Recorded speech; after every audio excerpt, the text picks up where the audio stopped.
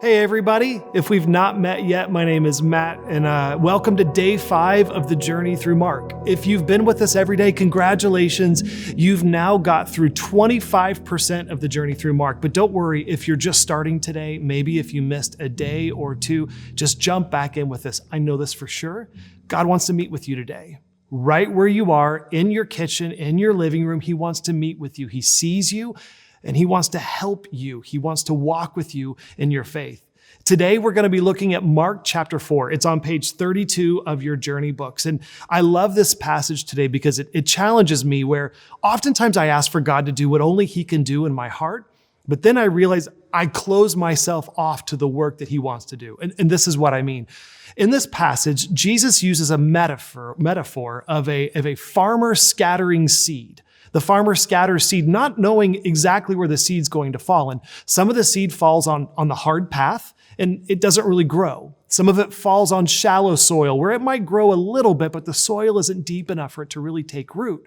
Some of the seed falls among the thorns and the weeds, where it grows, but then it's choked out. And some of the seed falls on the good soil. So here's the metaphor. The seed is the work that God wants to do in our life, and the soil is our soul. Here's the question.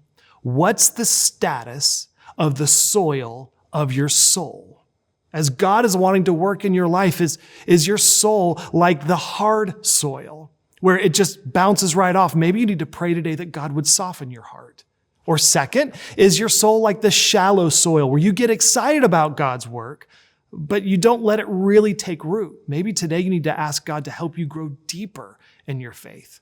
Or third, this is the one where I get in trouble, is your soul like the weeds, the soil of your soul, the one where there's a lot of other things competing for your attention? Jesus says these words. He says, still others, like seeds sown among thorns, they hear the word, but the worries of this life, the deceitfulness of wealth, and the desires for other things come in and choke out the word, making it unfruitful. Ouch. I know for me, oftentimes my worries, my anxiety, my desire for security can stand in the way of what God wants to do in my life. Maybe you're like me, and today you need to ask for God to pull some weeds in your soil. And then finally, there's the good soil. And that's the way I want my heart to be. And I know that that's what you want too. That's the soil where God does exponential work in our lives.